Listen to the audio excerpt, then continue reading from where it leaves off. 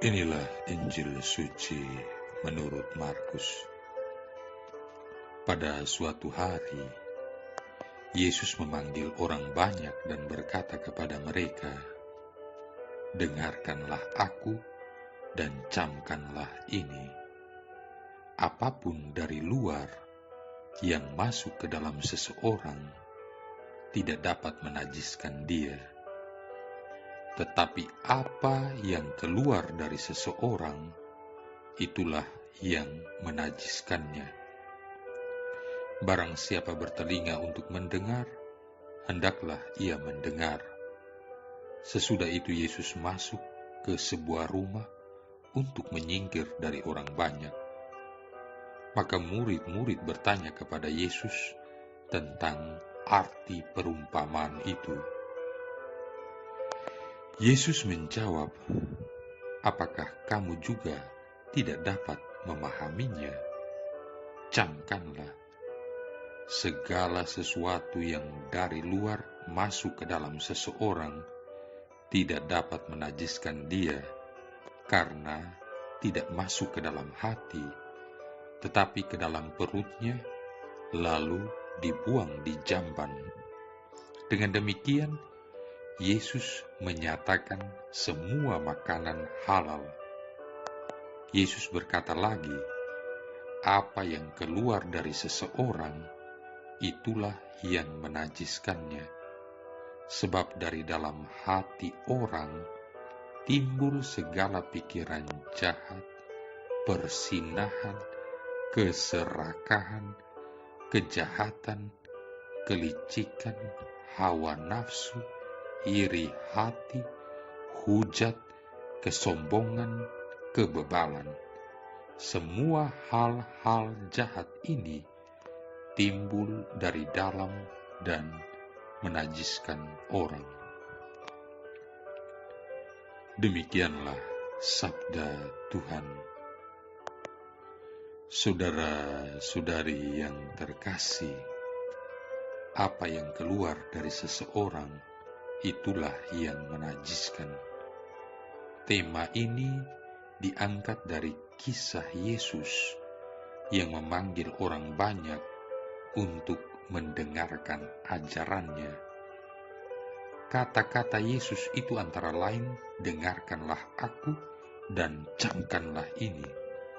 Apapun yang dari luar yang masuk ke dalam seseorang tidak menajiskan dia, tetapi apa yang keluar dari seseorang, itulah yang menajiskannya. Dalam hidup sehari-hari, kita selalu mendengar kata-kata najis itu berulang kali. Tapi apa yang kita dengar itu sangat bertentangan dengan ajaran Yesus. Ajaran Yesus tidak cocok dengan pandangan umum tentang najis. Saudara-saudari yang terkasih, pada dasarnya Yesus hari ini mengajak kita untuk melihat dasar kehidupan keagamaan kita, yakni hati manusia. Hidup keagamaan yang diajarkan oleh Yesus bukan atas dasar perintah Allah yang tertulis dalam bentuk hukum, melainkan yang tertulis dalam hati manusia.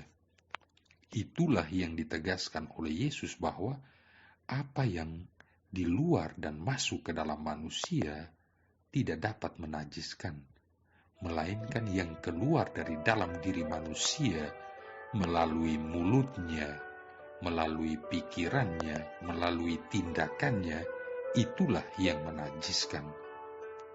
Yang masuk ke dalam perut melalui mulut akan berakhir menjadi kotoran. Tapi yang keluar dari dalam hati manusia dan keluar melalui mulutnya dan tindakannya, itulah yang menajiskan. Suka marah-marah, berkata-kata kotor, gosip, caci maki, dan lain sebagainya yang keluar dari hati dan melalui mulut orang, itulah yang menajiskan. jelas ada pemandangan yang sangat keliru antara pandangan umum dengan ajaran Yesus tentang kenajisan. Saudara-saudari yang terkasih, di sini Yesus mau menegaskan pemahaman najis yang salah kaprah itu. Najis itu berarti dapat merusak, meracuni, dan berakhir pada dosa dalam diri manusia itu sendiri. Oleh karena itu, Tuhan Yesus mengajarkan kepada kita bahwa yang dikatakan najis adalah segala sesuatu yang keluar dari hati, bukan yang masuk ke dalam perut manusia. Tindakan manusia seperti mencuri, membunuh, berzina, keserakahan, iri hati, hujat, kesombongan, dan sebagainya dimulai dari hati manusia yang menginginkan kejahatan. Sebagai pengikut-pengikut Yesus, memang seharusnya kita mengikuti ajaran Yesus. Persepsi yang salah kaprah itu harus diluruskan dan disebarluaskan. Persepsi keliru dan salah kaprah najis harus disingkirkan dari dalam hati manusia yang berkehendak baik. Lantas, bagaimana kita menanggapi ajakan Yesus ini? Kita sendirilah yang menjawabnya. Saudara-saudari yang terkasih, hati-hati dengan hati. Hati adalah segumpal daging pemilik sejuta rasa. Kalau kata Bimbo dalam lagunya, hati adalah cermin tempat pahala dan dosa berpadu. Saya punya satu hati yang di dalamnya bersemayam bahagia, bersemayam luka, bersemayam sejuta rasa. Dari semua bagian tubuh saya, hatilah yang paling dominan berperan. Si tuli punya hati, si buta punya hati, saya punya dan kamu punya. Si baik akan berjulukan si baik hati, si jahat akan bergelar manusia tak punya hati. Jadi memang hatilah yang memegang peranan penting dalam hidup setiap yang bernyawa. Jadi, hati-hati dengan hati.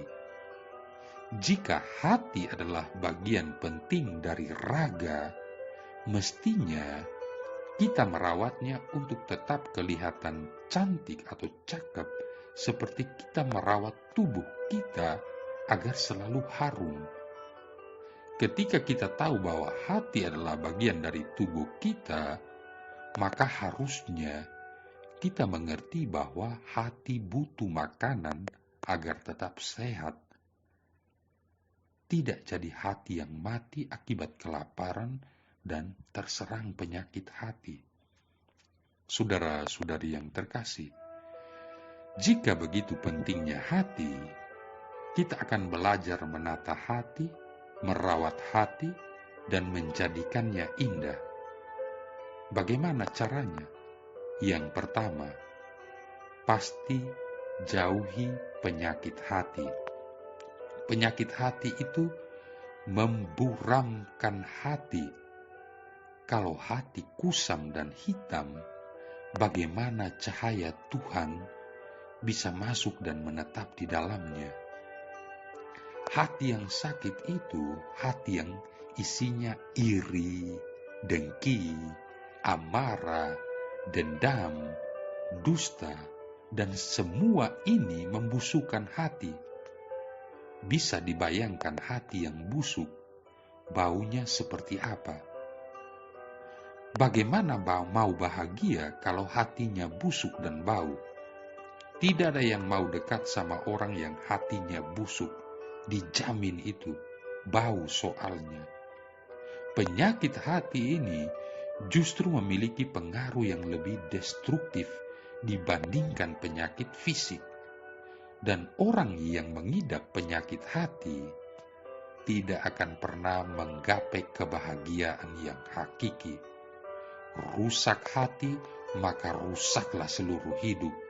Hidup dengan amarah, hidup dengan rasa sakit hati dan dendam, lantas mau jadi apa hidup dengan hati yang sakit seperti ini? Saudara-saudari yang terkasih, jadi mulai sekarang hati-hati dengan hati. Ketika kita tidak mampu mengisinya dengan kebaikan, maka sang hati akan terisi dengan keburukan. Karena memang tidak mungkin bersemayam dalam satu hati antara kebaikan dan keburukan. Tidak mungkin berdoa sambil mabuk. Ibarat cermin yang sudah penuh kotoran, maka jangankan untuk bercermin orang lain, untuk dirinya sendiri pun tidak bisa, buram.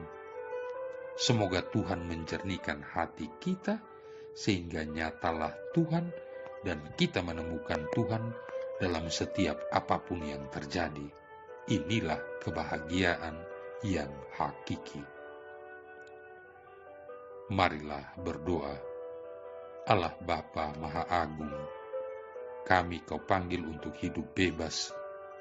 Semoga kami selalu terbuka terhadap segala kebaikan dan berhasil menyingkirkan kejahatan dari hati kami, sehingga kami sanggup mengabdi Engkau dengan tulus ikhlas.